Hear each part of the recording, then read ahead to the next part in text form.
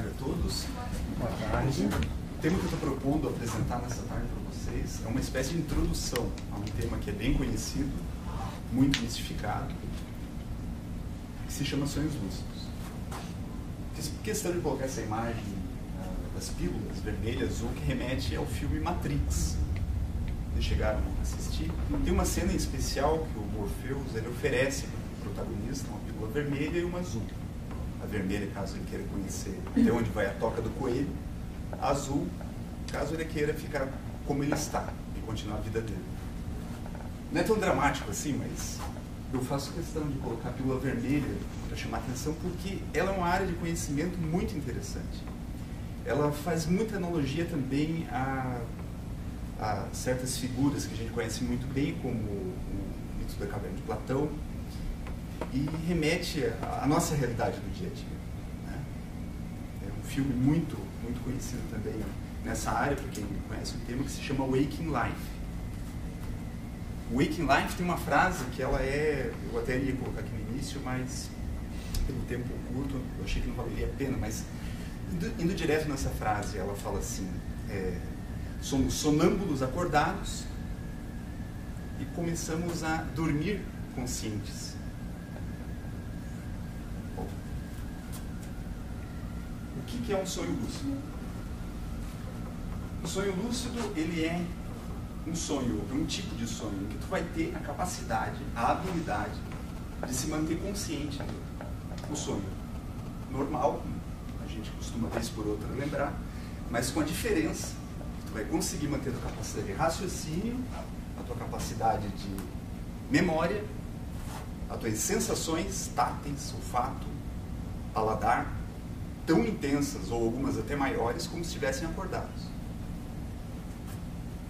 Eu coloquei essa imagem aqui da piscina, ela vem do filme Imensidão Azul, é um pesadelo que o protagonista tem. E foi um dos sonhos em que eu tive, assim, pela primeira vez, eu tinha recém lido um artigo sobre sonhos lúcidos. Até então eu tinha, desde da minha infância, experiências com controle de sonho, eu conseguia fazer muitas coisas. No sonho eu percebia que estava sonhando e fazia muitas coisas. Mas eu nunca tinha tentado que realmente a nossa capacidade a nossa identidade, ela pode estar tão preservada como quando a gente está acordado. E foi numa espécie de pesadelo, em piscina, em que eu estava me afogando. Eu sou apaixonado por mergulho, natação. Eu tive nesse momento a lucidez de que eu estava me afogando, mas foi de um realismo, de uma intensidade como até então eu nunca tinha tido antes.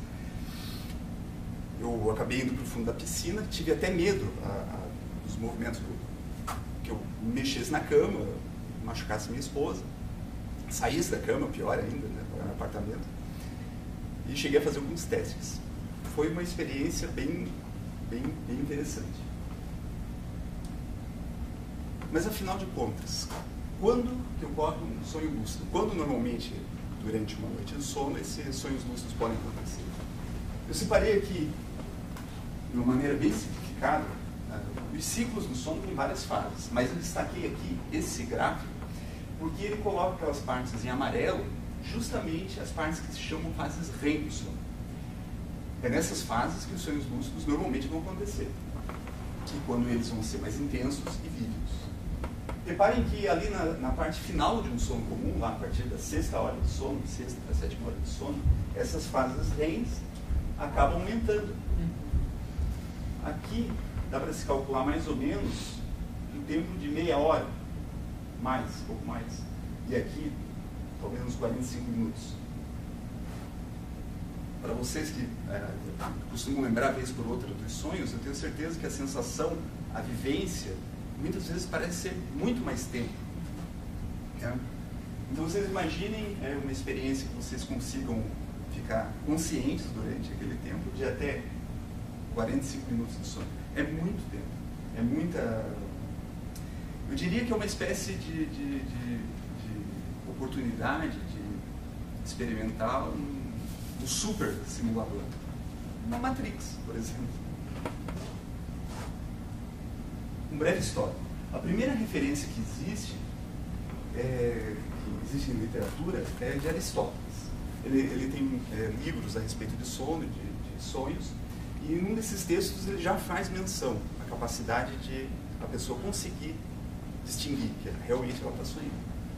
Santo Agostinho também relata essa experiência, nitidamente, bem flagrante do que ele está no texto, que a pessoa está tendo essa percepção de que ela está sonhando. Descartes eu descobri há pouco tempo um texto de Descartes, na época em que ele fazia meditações, o grande texto dele das meditações, em que ele estava elaborando e fazendo alguns insights bem interessantes. Ele chega a usar até mesmo, um dos seus argumentos, o argumento dos sonhos. Tamanha afinidade com que ele tinha com os sonhos. Mas num desses sonhos, ele consegue perceber, ele tem a percepção que ele está sonhando e faz, além disso, ele estava sonhando com um livro e tinha uma pessoa, um senhor, nesse sonho. Ele percebe, não só ele percebe que está sonhando ali, como ele começa a interpretar o sonho. Ele interpreta objetos, né? Ele está lúcido, ele está sonhando, ele está consciente e ainda por cima ele está interpretando aquele sonho, o que está acontecendo ali, para ajudar depois nas reflexões dele quando ele estivesse acordado. Marquês de Saint-Denis tem um livro que é Sonhos Conguiados. Já em 1867 ele publica esse livro com inúmeras experiências dele e vai relatando, fazendo os primeiros relatos minuciosamente sobre os sonhos lúcidos. Freud tentou ter acesso a esses livros na época, não era uma época de internet, era uma época em que para se conseguir literatura era muito mais difícil. Ele não chega a ter acesso, mas ele se lamenta em um de seus escritos a falta de oportunidade de ter tido acesso dele, porque Jung, se não me engano, já consegue, pouco tempo depois, elaborar algum tipo de opinião a respeito disso. O Van Helle, em 1913, é o primeiro a cunhar o termo sonhos lúcidos. E depois ele vai avançando, dentro principalmente da área da psicologia, ele começa a ter um crescimento e começa a ter uma atenção maior. Steve LaBerge, ali no final da década de 70, ele quer fazer uma pesquisa sobre consciência e parte para um laboratório de sono para se utilizar nos sonhos. E ele quer fazer a comprovação de que realmente existe isso. Porque era justamente uma época em que esse filósofo, o Daniel Dennett, faz um questionamento bem interessante. Será que realmente essas pessoas conseguem ficar conscientes durante seus sonhos ou elas apenas estão sonhando que ficaram conscientes? Porque é bem diferente isso. Tu pode, por exemplo, sonhar durante a noite que tu ficou super inteligente. De repente, o mundo ficou fácil de entender porque eu existo, porque estamos aqui. Mas será que realmente tu teve acesso a esse conhecimento ou tu só sonhou e acreditou que teve acesso a esse conhecimento? É bem diferente. Esse é o argumento que a gente coloca ali no fim dos anos 70. Mas, logo em seguida, Steve LaBerge, num laboratório de sono, põe os sonhadores lúcidos deitados, com os seus eletrodos acoplados, faz com que nessas experiências os sonhadores lúcidos consigam se comunicar. Pelos registros de eletroencefalograma, que estavam eles todos em estado REM do sono, como aquelas fases que eu tinha mostrado antes, tecnicamente em fase REM, submetido a todas as características típicas de fase REM, ou seja, atonia muscular em fase REM, como a pessoa fica, os movimentos que ela faz durante o sonho, ela não faz enquanto ela está deitada. É uma característica típica.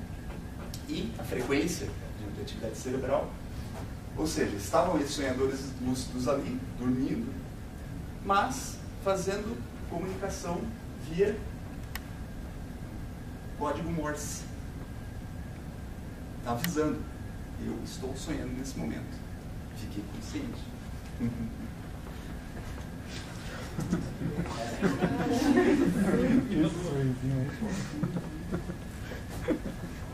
Bom, essas pesquisas não pararam por aí, porque foi uma coisa bem assombrosa.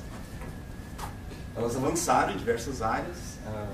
Essa primeira pesquisa aconteceu na Universidade de Stanford, seguiu para a Alemanha, Inglaterra, em que começaram não só a verificar os eletroencefalogramas, mas também buscaram também fazer mapeamentos tomográficos. Sonhadores lúcidos acabaram indo parar dentro de máquinas de tomografia de ressonância magnética, fazer a tomografia e verificar, puxa vida, mas se ele estava inconsciente, de repente ele fica consciente. Que tal a gente identificar que regiões estão se ativando nessa área?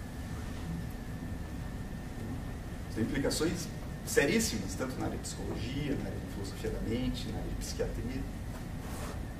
Logo em seguida aqui vai aparecer uma imagem em que ela reproduz o estado típico quando a pessoa está sonhando, na fase REM normal, como a grande maioria de nós constantemente fica. Quando ela está acordada, a primeira imagem, quando a pessoa está acordada, essa é uma imagem típica de frequência cerebral, de atividade, como ela fica. A segunda imagem, de sonho lúcido REM, ou seja, ela está em fase REM de sono, submetida a todas aquelas características típicas de REM, com esse tipo de mapeamento, e aqui, um sonho REM típico.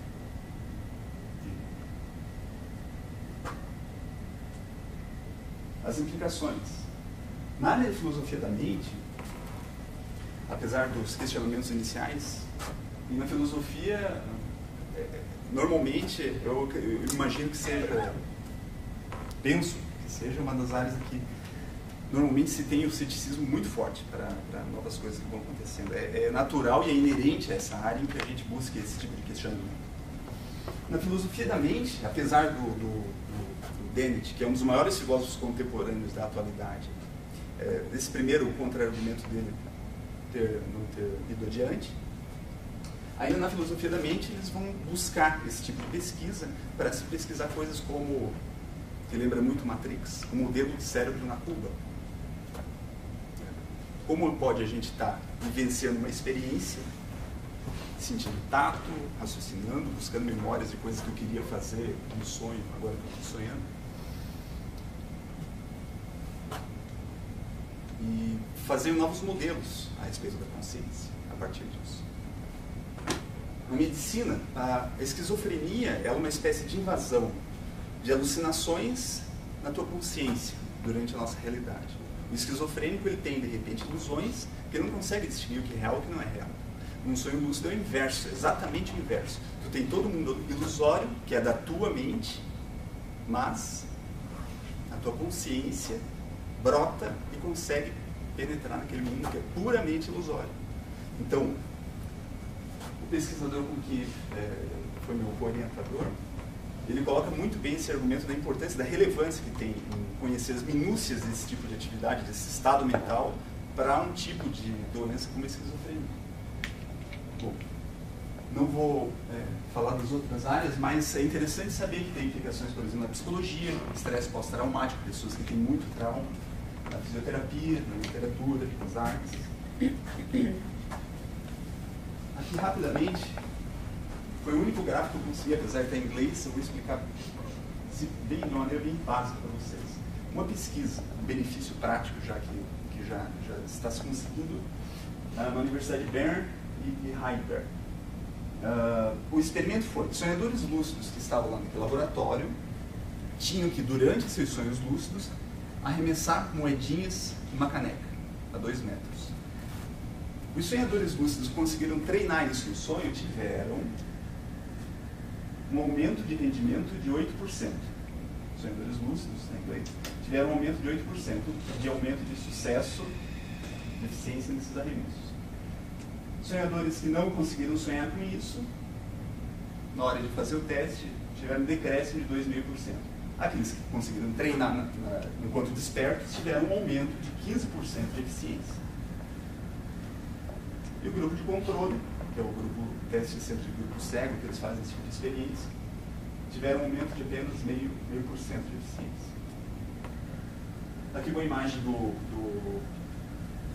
pesquisador lá da Federal do Rio Grande do Norte, do cérebro, o Sérgio Rolim, qual foi meu orientador na minha pesquisa, na minha monografia da filosofia, a respeito de tratando também de sonhos lúcidos, fazendo um experimento.